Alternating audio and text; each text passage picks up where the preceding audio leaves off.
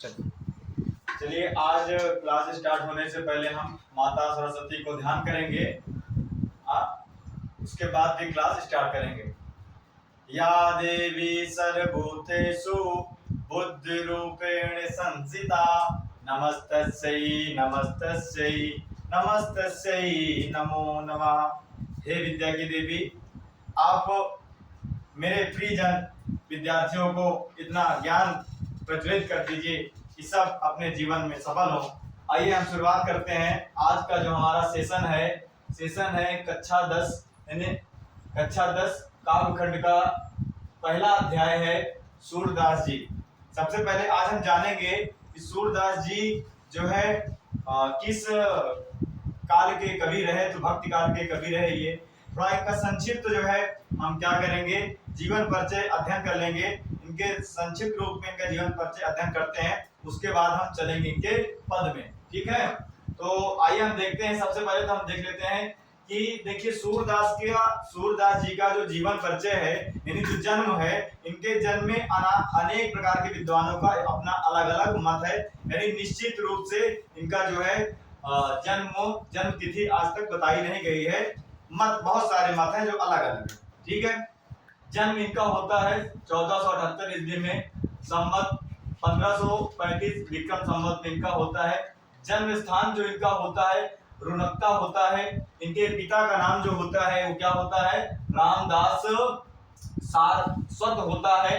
और इनकी जो मृत्यु हो जाती है वो कब हो जाती है, तो 1583 ईस्वी में हो जाती है। यानी विक्रम संवत में देखेंगे तो 1640 ईस्वी में ये इनका क्या हो जाता है, इंतकाल हो जाता है, यानी ये स्वर्गवास हो जाता है इनका। और इनकी जो भाषा होती है वो ब्रज भाषा होती है। जो इनकी शैली होती है वो मुक्तक शैली के पद में ये रचना करते हैं। और जो इनकी रचनाएं हैं, जो फेमस रचनाएं इनकी हुई वो हुई सूर सागर। क्या हुई भैया, सूर सागर। और आपकी साहित्य लहरी एंड सूर सारावली, ये इनकी प्रमुख रचनाएं हुई। अब आइए जो साहित्य में इनका स्थान रहा, साहित्य में इनका क्या स्थान रहा, तो ये कृष्ण यानी कृष्ण भक्ति के कवियों में सर्वोच्च माने जाते हैं। ये कृष्ण भक्ति के जो है कवि रहे और ये सबसे सर्वोच्च सबसे अच्छे कवि माने जाते हैं।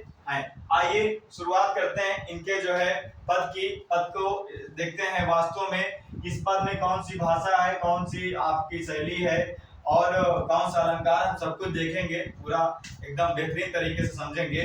सबसे पहले देखिए इनका जो पद है, पहला पद है, कितना बेहतरीन है। चरण कमल बंदो हरिराई, क्या है, चरण कमल बंदो हरिराई और जाकी कृपा पंगु गिर लंगे और अंधे को सब कुछ दर्शाई। ठीक है, आइए हम एक एक शब्दों की मीनिंग समझेंगे। उससे पहले हम पूरा एक बार पढ़ लेते हैं, फिर से देखेंगे। चरण कमल बंदो हरिराई जाकी कृपा पंगु गिर लंगे अंधे को सब कुछ दर्शाई और पहिरो सुने गूंगे धुनि बोले रंग चले सिर छत्र धराई। सूरदास स्वामी करुणामय बार बार बंदोती है पाई और चरण कमल बंदो हरिराई। चरण कमल बंदो हरिराई, सबसे पहले तो जानेंगे कि चरण कमल बंदो हरिराई इसमें कौन सा अलंकार है। तो चरण कमल बंदो हरिराई इसमें आपका कौन सा अलंकार है, तो उपमा अलंकार है। कौन सा अलंकार है, उपमा अलंकार है। क्यों है ये हम समझेंगे। चरण कमल बंदो हरिराई, हरि यानी प्रभु, हरि के चरण कैसे हैं, तो कमल के समान है। क्या है, प्रभु के चरण यानी हरि मतलब ईश्वर, ईश्वर के चरण कैसे हैं, कमल के समान है। तो यहाँ पे क्या हो गया आपका जो है उपमा अलंकार, सॉरी उपमा नहीं, रूपक अलंकार होगा। क्या होगा, रूपक अलंकार होगा, रूपक अलंकार होगा। ठीक है, अब देखिए, जाकी कृपा पंगु गिर लंगे और अंधे को सब कुछ दर्शाई। जाकी कृपा यानी प्रभु की कृपा, जाकी कृपा यानी कि हरि की कृपा, हरि की कृपा से पंगु, पंगु माने होता है विकलांग यानी कि जो पैर से नहीं चल सकता, हरि की जाकी कृपा, जाकी मतलब ईश्वर की कृपा से पंगु गिर लंगे, पंगु मतलब होता है विकलांग, विकलांग भी क्या करता है, गिर मतलब होता है पर्वत, और लांग में से होता है लांगना। विकलांग भी यानी कि जो पैर से यानी लंगड़ा व्यक्ति भी क्या करता है, पर्वत को भी लांग जाता है। किसकी कृपा से, तो हर की कृपा से। आगे देखिए, जाकी कृपा पंगु गिर लंगे और अंधे को सब कुछ दर्शाई, अंधे को सब कुछ दर्शाई यानी जाकी यानी हरि की कृपा से अंधे को ईश्वर की यदि कृपा बरस जाए, ईश्वर की कृपा हो जाए तो अंधे को सब कुछ दर्शाई। अंधे मतलब अंधे को सब कुछ मतलब सब, और दर्शाई मतलब दिखाने लगता है, यानी अंधे को भी सब कुछ दिखाई देने लगता है। कैसे, आगे देखिए, बहिर सुनो बहिर सुने गूंग पुनि बोले और रंग चले सिर छत्र धराई, यानी इन्हीं की कृपा से, हरि की कृपा से, हरि कृपा से यानी प्रभु की कृपा यदि ऊपर हो जाए आपकी तो क्या हो जाता है, बहिर सुने, बहिर मतलब कान से जो नहीं सुन पाता है वो भी उसको भी सुनाई देने लगता है, यानी बहरा भी सुनने लगता है। किसकी, हरि की कृपा से। अब गूंग पुण्य बोले, और पुनः गूंगा यानी कि गूंगा पुण्य बोले यानी गूंगा जो है पुनः बोलने लगता है, किसके, प्रभु की इच्छा से। और रंग चलाए सिर छत्र धराई, रंग माने होता है भिखारी, रंग में क्या होता है, भिखारी। रंग चलाए सिर छत्र धराई, रंग भी राजा की तरह क्या होने लगता है, चलने लगता है।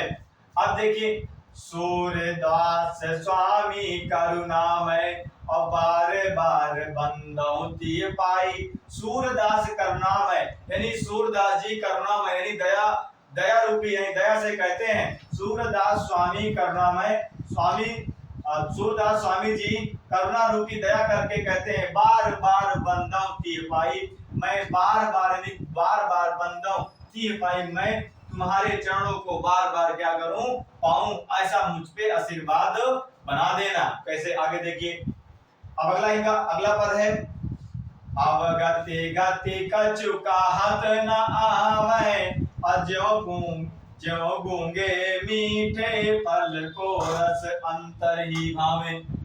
अवगति गति कछु कहत न आवे, अवगति गति कछु कहत न आवे, ज्यों गूंगे मीठे फल को रस अंतर ही भावे। यानी सूरदास जी क्या कहना चाह रहे हैं, अवगति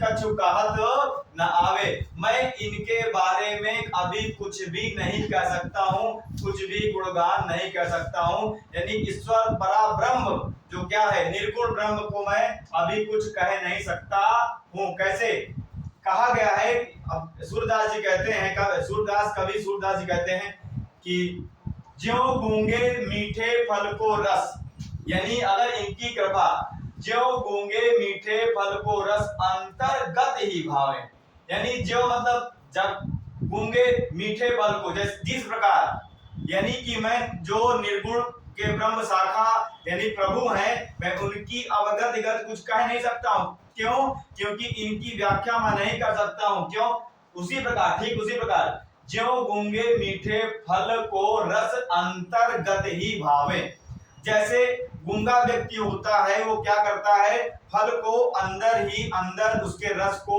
चखता है, उसका गुणगान कर पाता है, यानी कहता नहीं है, अंदर ही अंदर वो जान पाता है, अंतर्गत ही भावे, अपने अंतर्गत ही वो जान पाता है, पहचान पाता है, कहता रहता है। कैसे कि परम स्वाद सब सु निरंतर अमित तोष उपजावे, जैसे ही परम स्वाद यानी जैसे स्वाद को पा लेता है, परम स्वाद समय सु निरंतर अमित तोष उपजावे, अमित तोष उपजावे यानी संतोष रूपी जब परम स्वाद समय सु निरंतर अमित तोष उपजावे। अमित का मतलब क्या होता है, अमित का मतलब होता है आपका सुधा यानी अमृत, अमित का मतलब क्या होता है, अमृत तोष उपजावे, यानी जिसके अंदर परम संतोष अगर जिसके अंदर है वो परम संतोष निरंतर वो गाता रहता है।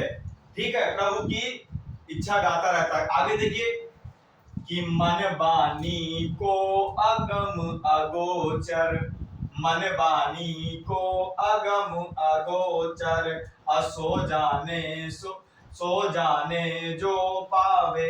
मन वाणी को अगम गोचर, मन और वाणी ही, मन वाणी को अगम अगोचर असो जाने सो पावे। जो मन ही मन वाणी के अंदर जान लेता है वही इसको पा सकता है। मन वाणी को अगम अगोचर सो जाने जो पावे। जो प्रभु का दीदार कर लेता है, दर्शन कर लेता है, वो मन ही मन जान सकता है। आगे कि रूप रेख गुण जाति जुगत बिनु और निरालांब कित धावे। यानी रूप रेख गुण जात जुगत बिनु, जिसका, यानी सूरदास जी कहना चाह रहे हैं कि बिनु, बिनु माने बिना, जिसका कोई आकार, जिसका कोई रूप नहीं, कोई रेखा नहीं, कोई गुण नहीं, कोई जाति नहीं, ऐसे निराकार ब्रह्म को मैं क्या करता हूँ, कित धावे, मन ही अंदर ही अंदर उनको धाता हूँ, मन ही मन उनको ध्यान करता हूँ। कैसे कि सब विधि आगम विचारहि ताते।